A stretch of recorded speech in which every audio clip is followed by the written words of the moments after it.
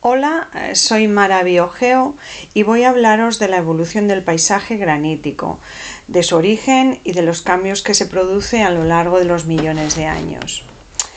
Este es el paisaje granítico, un paisaje espectacular, en el que la roca que domina la superficie es el granito. Se presenta en miles de formas, domos como esta cúpula sobre la que se asienta el castillo del Mirón. En las laderas descansan bolos apilados en equilibrios inestables y en todos ellos podemos encontrar rocas con formas caprichosas. En definitiva, es un paisaje de gran belleza y además geológicamente es muy interesante. El granito es una roca plutónica, una roca que se forma a partir de un magma que solidifica estando enterrado a kilómetros de profundidad. Entonces, si cuando se formó estaba enterrado, ¿cómo es que ahora está en superficie?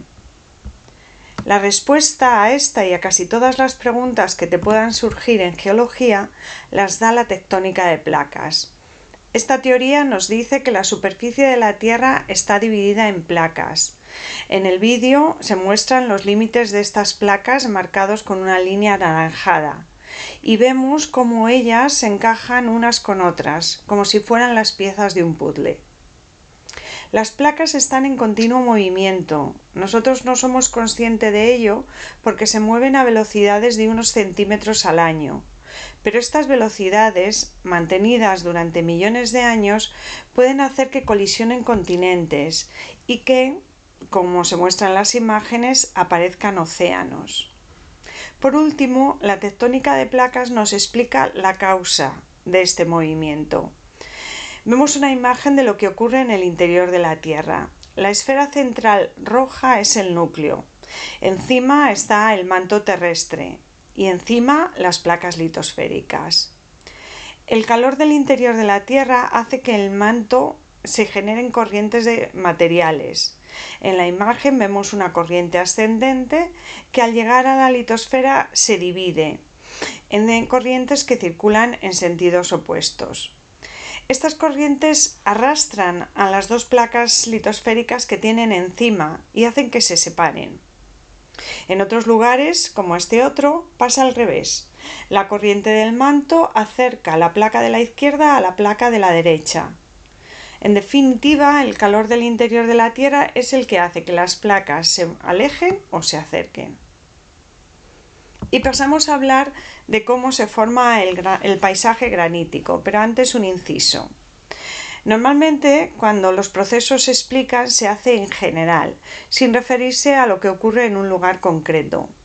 Pero yo lo voy a localizar en el Valle del Corneja, un valle situado en la vertiente norte de la Sierra de Gredos, en su parte más occidental.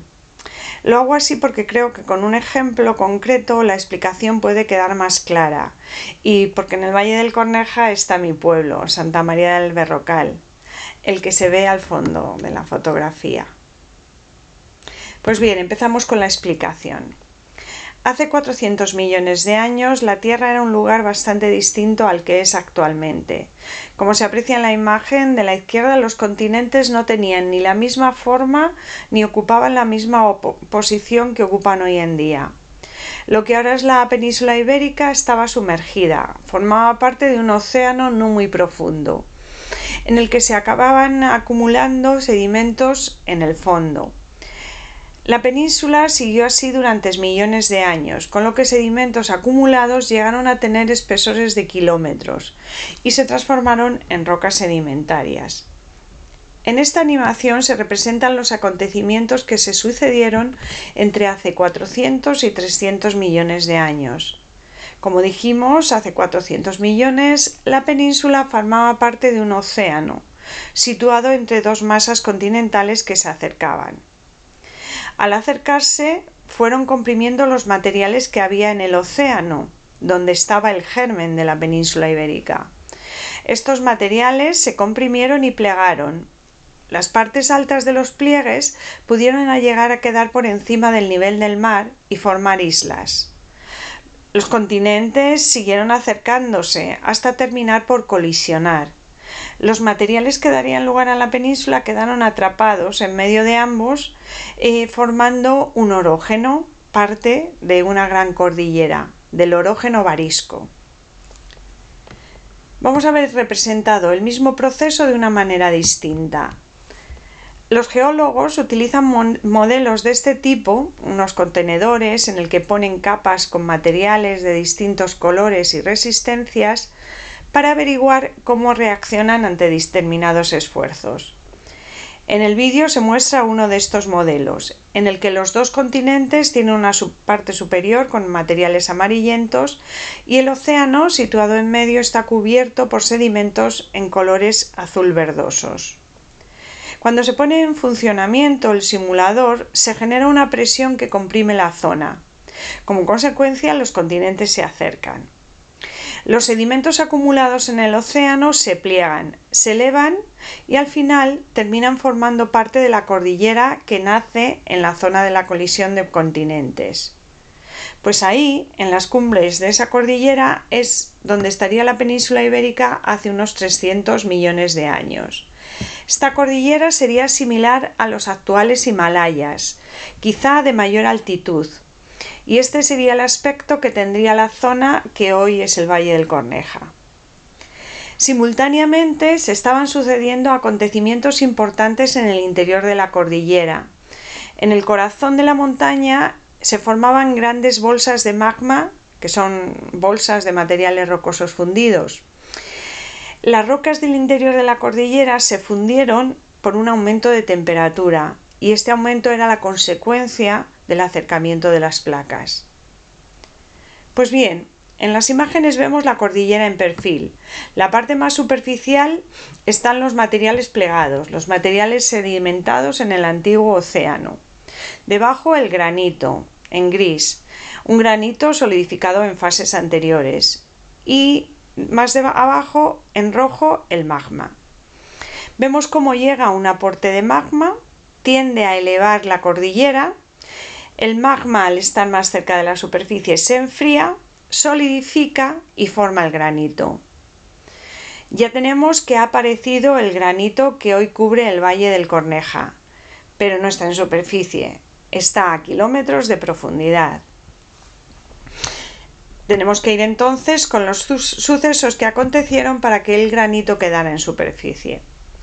Si comparamos el Valle del Corneja hace 230 y 60 millones de años, vemos que la gran diferencia es que en el dibujo de 60 millones de años han desaparecido los materiales en tonos marrones. Han desaparecido los sedimentos que se depositaron en el océano. En ese lapso de 170 millones de años, los materiales han sido erosionados y transportados a otros lugares. Como consecuencia, el granito ha quedado en superficie. El paisaje del Valle del Corneja hace 60 millones de años sería similar a lo que se observa en estas imágenes. Una gran planicie en la que la roca dominante es el granito. Nuestra explicación tampoco puede terminar aquí, porque este no es el paisaje del Corneja hoy en día. Para llegar a la situación actual tiene que sucederse otro proceso de formación de montañas, la orogenia alpina. En la animación vemos el movimiento de los continentes desde hace 60 millones de años hasta la actualidad. Se ve cómo las masas continentales del sur se dirigen al norte. Se ve claramente el movimiento de la India. Pues bien, a la península ibérica le pasaba lo mismo, y esto hacía que se viera sometida a grandes fuerzas de compresión. Los materiales rígidos como el granito, cuando se comprimen, no se pliegan, tienden a fracturarse, y al hacerlo generan zonas elevadas y hundidas. Lo que ocurrió con el relieve de la zona es que dejó de ser una zona plana y se transformó en lo que actualmente es un terreno con elevaciones como las cumbres nevadas de Gredo que se observan al fondo, o las de la Sierra de Ávila que se ven en primer plano, y entre ambas depresiones, como la que ahora forma el Valle del Corneja. Un caminante que pase por la zona observará en granito en las superficies de las colinas, pero no en el valle. Sin embargo, el granito también está en el valle, solo que está enterrado. Los agentes geológicos externos, principalmente las aguas superficiales, han ido erosionando las colinas y los cerros, transportando los fragmentos erosionados y depositándolos en las zonas más bajas. Como consecuencia ha quedado un valle de fondo plano. Es el valle por el que discurre el río Corneja. Y ya con esto sí tendríamos la explicación completa de cómo se ha formado este hermoso paisaje. Así que esto es todo, muchas gracias y espero que haya sido de vuestro interés y agrado.